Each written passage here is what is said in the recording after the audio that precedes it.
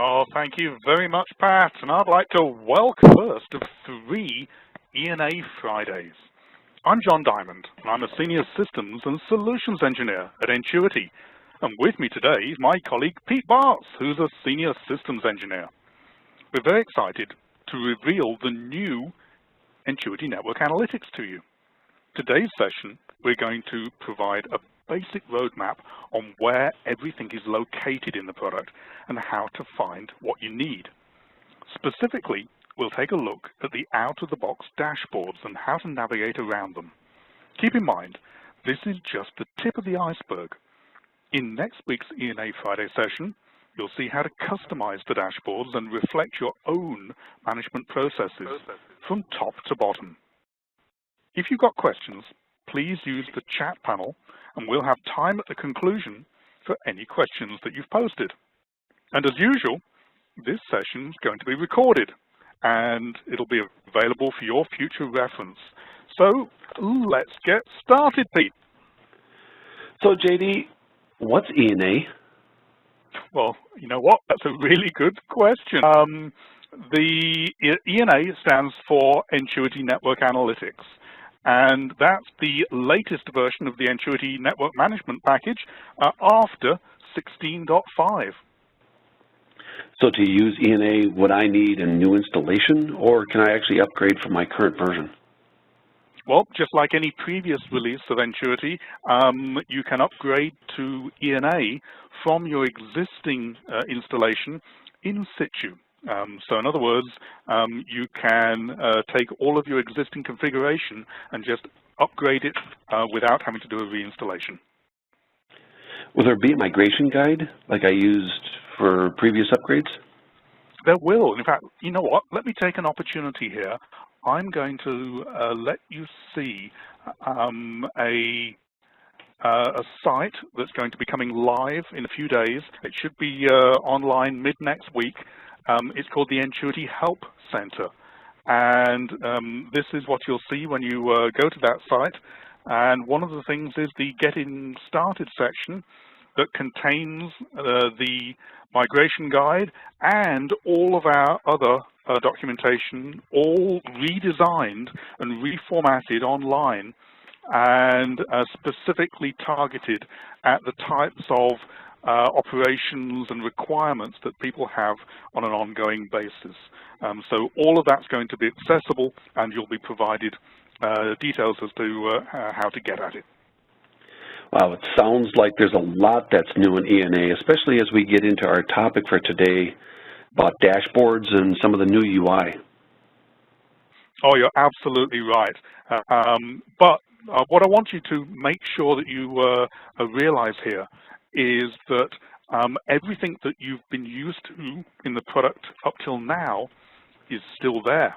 All we're doing is making it easier to get at the functionality. So what are some of the reasons why we've made these changes? Well, just briefly, over the last few years, we've had a lot of discussions with not only our existing customers in both the enterprise and MSP fields, but also general interested industry parties. And the conclusion we've come to is that there is an enormous range of requirements for users. There's no such thing as a typical Entuity user. And so the user interface has, in its new incarnation, has been designed to be malleable and adaptive to different types of user. Not every user either wants to have access to all of the information we have available or should be allowed to have that information. There are classes of users, possibly at the executive level, possibly at the MSP client level, and also others within the expanded user universe within enterprises who really need very little information provided to them. And to be able to tailor that is the goal of the redesign.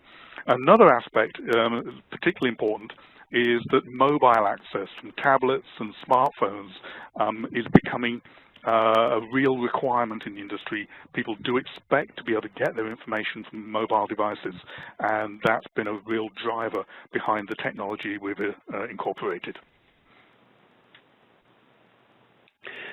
So once I upgrade, is there a lot of work that I need to do to make sure that I've got access to the new UI, or is a lot of it there as a standard out-of-the-box layout? Oh, that's part of the good news. Once you've done your upgrade, you'll have access to the functionality that each individual user had previously been granted, because we still adopt the same user permissioning model, but you'll have it presented to you in the new format. This is really exciting. Should we start with some of the fundamentals and talk about terminology a bit? Because I'm seeing things where we use some different terms compared to what I was used to using and actually used to seeing in some of the earlier versions. Oh, I think that's a great idea. And in fact, what I'm going to do is focus on what you might call an ordinary user, if there is such a thing, and some of the fundamental concepts that you'd need to understand. And I think the most fundamental one on the user interface, this is what you'd see once you've logged in, is this tool up in the top left here. It's called the Explorer, and it replaces and is the modern equivalent to the old navigation tree. Instead of taking up a whole chunk of the left-hand half of the screen, this is just taking up a little bit of space up here, but it performs exactly the same function. It allows me to select the context that I want the rest of the screen to tell me about.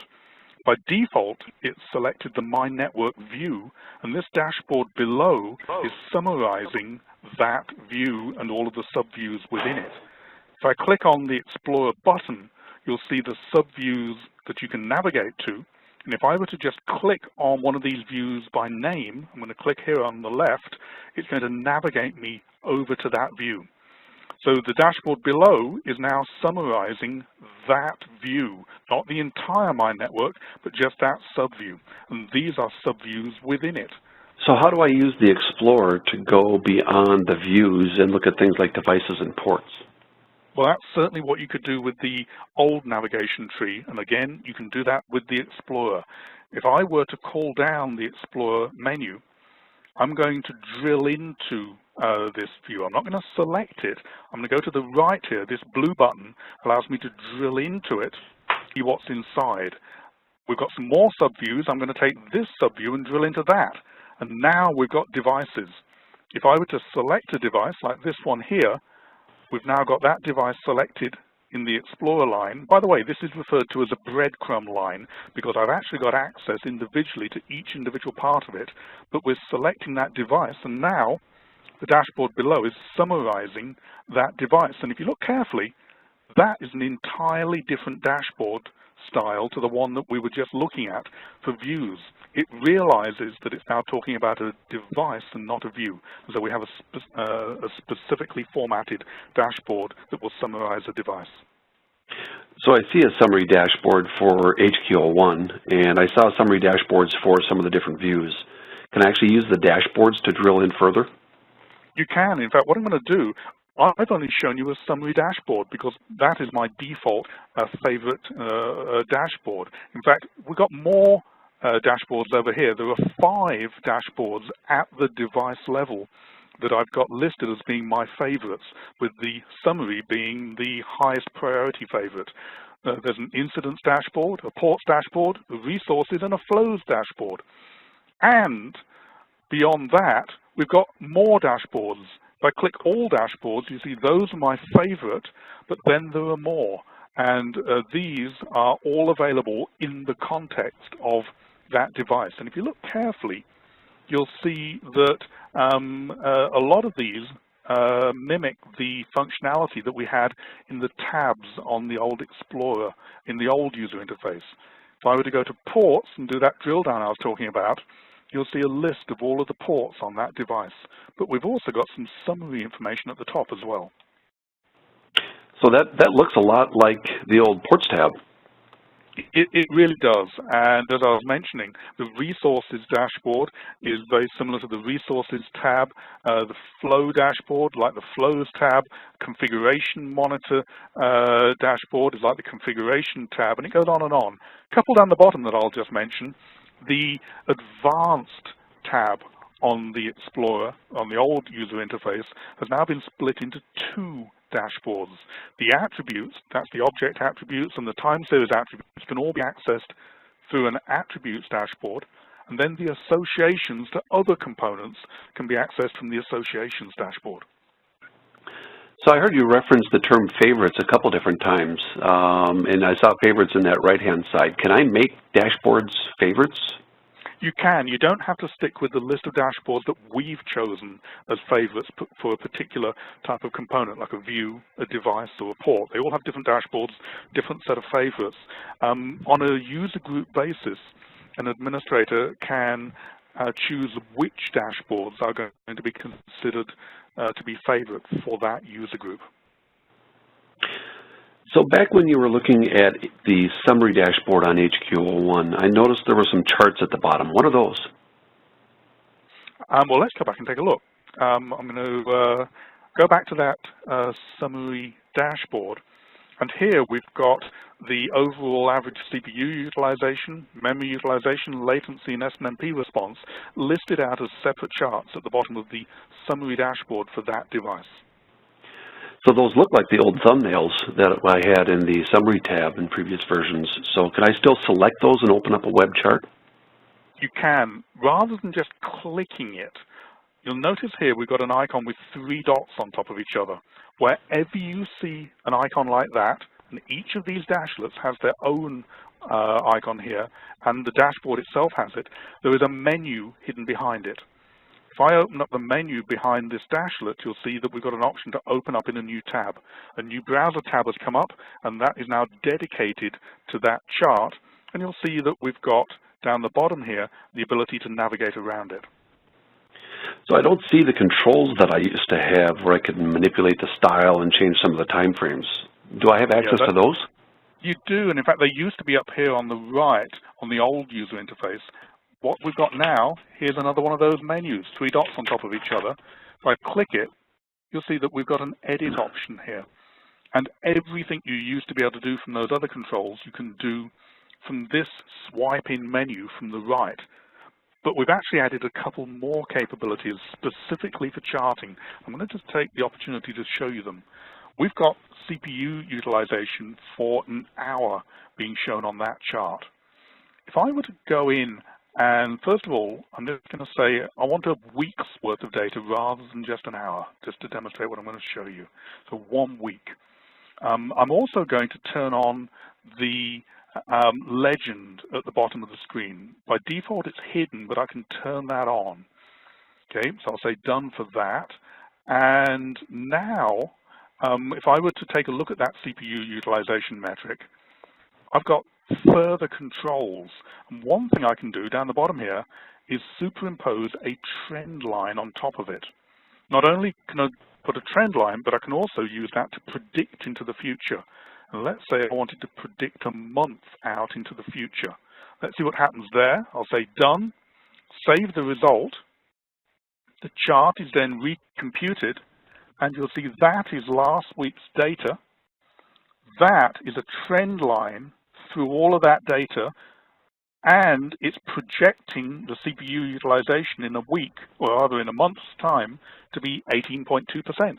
So it's looked at that historic chunk of data and used it to project either rising or falling trends and a value into the future. So this is a single metric chart. I used to build some more complex charts with multiple metrics and multiple devices. Can I still do that? Absolutely. In fact, let's go back to that menu. If we go down to the edit, here's that swiping menu, something I didn't tell you about. Below that metric that's already in there is the ability to put more metrics on the screen. Now, there's 2 ways of doing it. One of them is to go through a menu-based system, which is what this icon's for, or if you have a list of attributes on another page, on a web page, you can just drag and drop them into this box here. So we've got a drag and drop and a menu selector for doing that.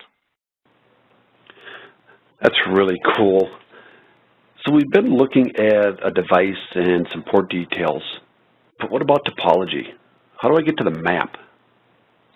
Well, if you remember, A map, let's go back to the main UI. A map is a graphical way of visualizing the contents of a view. Now, we're currently looking at a device.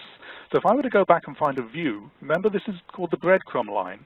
If I go back and I'm going to look at this view here, by office, if I just click it, it's as if I've selected it in that old navigation tree. I'm now looking at that view, and you'll see that there is a map dashboard. In the context of a view, we have a different set of dashboards to what we had for devices. And if I select the map dashboard, you'll see the map. Exactly the same functionality that you had before. I've got a graphic image behind it, and these are my subviews. And if I were to double click on the New York headquarters subview, it's going to take me in and show me what's in that subview. Everything you could do before, you can do again. If I right-click a device, you've got the context menu. If I right-click a link, I can show the details, and it will show me exactly what's connected to what, which ports on which devices are interconnected, and how we found that out. So all of that functionality is there, but we've also got one of those menus here, the 3 dots. Whole load of functionality that you can call upon. Some of it, you'll see, has been brought out into these blue buttons on the top right. That just makes it easier to get at these functions. But also, do you remember we had video export? That's here, but it's in the menu. So that's how you get at your video export. That looks really good, but can we switch gears a bit? Where do I get to things like inventory administration and to perform some of the functions like event and configuration management? Right, now, you've just crossed the line from an ordinary user into an administrative type operation. That's not something that you'll find in the dashboards because it's not in the context of anything. So that's where this other menu, up in the top left-hand corner, the main menu, if I click it, you'll see that we've got an administration option. And an administrator can come in here and see all of the administrative options, including manipulating the device inventory. Let me show you how it looks. It'll be just like it was before, so no new navigation knowledge needed here. You can operate that just like you did before. Do I need to be an administrator to get access to that administration menu? Well, certainly administrators can get all of that administrative function, but just as with the previous releases, an administrator can permission groups of non-administrators to have selective access to some or all of that type of functionality. So that's just like what I've got today? Absolutely, just the same functionality. So what about reports? I didn't see these in any of the dashboards. Where did they go? Right, well, they also don't have a context in the ordinary sense of the term. So if you look in the main menu, you will find that there's a report option here. If you call upon that, what comes up looks exactly like it did before, and you can navigate that and use it just like you did before, and you can even get to the report builder from that screen as well. Wow. It looks like there's a lot there out of the box, and the workflow to navigate around and to get to what I need to certainly makes sense. My guess, though, is there's more here that you've not told us about yet. Oh, absolutely. The user interface is a fascinating topic, and there's a lot more to tell you about that. In fact, we'll do that in following weeks. But there's more functionality underneath the user interface that we've not mentioned. We've extended our support for virtualization technologies and for multiple different cloud vendors as well. So you've got virtualization on premises and cloud resources can be monitored. We've got a new way of displaying traffic protocol breakdowns that doesn't rely upon flow monitoring. We've got some SDN support, and there's more. But I've not got time to tell you all about that today. So we'll be covering those new technologies in the third of our ENA Friday session on the 29th of June. One last question, JD. I used to use Entuity and access it from my phone. Can I still do that? Oh, you certainly can. Now, here's the news about our mobile support. Previously, Entuity could be accessed from a special mobile user interface that we had, and that had a cut-down set of functionality. It was a subset of the full functionality. It looked very different to the way that the ordinary interface looked, It didn't allow you to get any administrative functionality, and it didn't allow you to see the map. What we've done now is we have one user interface, but it auto-adapts to whatever client technology you're using to view it. So it is a responsive design which reorganizes the information and lays it out differently depending upon the device. So if you're looking at it from a cell phone, then the dashlets are going to be presented in a different order and arranged differently because you don't have as much screen real estate. But it all happens automatically, and within the scope of your user account permission, you will be able to do exactly what you can do on a desktop, on a tablet, and a phone. So I could be sitting in a meeting and get access to all of my information. Not only getting access, but you could even make changes and do administrative work if you wanted to do such thing. Sounds like a knock in my pocket. Oh, that's a great way of putting it, Pete. All right, so I think that covers the topics that we were going to go through today. Let's see if there's any questions on the chat panel. Pat, has anything come in? Yes, Pete. When will the product be available, and how do I get it? Okay, well, let me take that one. The official launch is next Tuesday. Today we're giving our customers a sneak peek before the rest of the world hears about ENA. So on Tuesday, you should be getting notification of the release. If you are a direct Entuity customer, then you will be able to download, as you do normally, from the Entuity FTP website. Within a few days, the BMC customers will be able to download the package from the BMC EPD site, which is the ordinary way that you obtain packages through BMC. Thanks, JD. And then another question came in. Will I need to recreate my reports moving forward? Well, the good news there is absolutely not. All of the reports you already have will transition straight into ENA. They will be located in exactly the same folders they were in before, and they will work exactly as they did before. And it looks like the last question of the day, does it still integrate with the TrueSight presentation server? Yes, it does. In fact, those dashboards will look exactly the same as they did before. So with TrueSight Presentation Server, we add in a network section to their menu structure.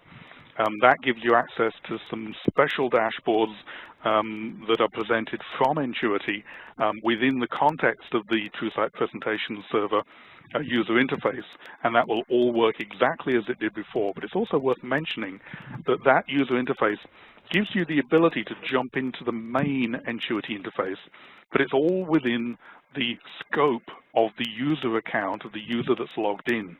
And there we've got an ability to mold that and allow you to customize it to very much tailor it to the requirements of that user.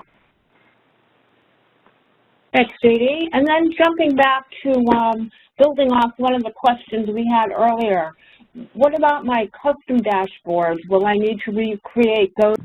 Now that is something you are going to need to put some work in on.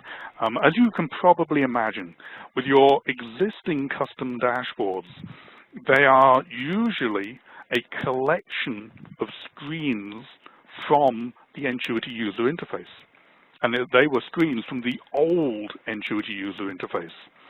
So we couldn't just convert them up to the new system because those screens have gone away. So what we've got is the same functionality in terms of presenting a dashboard. You can create either a static or a dynamic dashboard, and we'll tell you next week what we mean by those terms. But the functionality that is delivered by your existing dashboards, you'll be able to create new ones to adapt it. But yes, you will need to replace your existing custom dashboards. Thanks, JD. And that looks like that's it for the questions. Okay, thank you very much, Pat. All right, thanks, Pat. To summarize a bit, you have no idea how difficult it was to keep this presentation short and to the point. There's so much content that we wanted to be able to cover, but we wanted to focus on a real basic overview of ENA and what how the dashboards look. And in future sessions, we're going to be covering more areas. Entuity Network Analytics was designed with you in mind, a customer-driven application that is really easy to extract and use the data that you need. And it's now mobile-enabled. It's 100% mobile-enabled, so it's your knock in the pocket. And finally, the dashboards can really help illustrate how you manage and follow the processes that you use to manage your network. The redesigned ENA will save you time. It'll offer new trend and predictive analysis and help you support your customers' changing services that are required for the digital ecosystem. So let's wrap up our first of 3 ENA Fridays. We hope that you're excited about learning more about how ENA is going to support your complex network. And if you have any questions about how to move forward with your upgrade plans, just contact your Entuity system engineer and we'd be happy to help you. We'll see you next Friday, the 22nd, for the second ENA Friday, where our topic will be customizing the UI and dashboards. Thanks again for attending, and have a great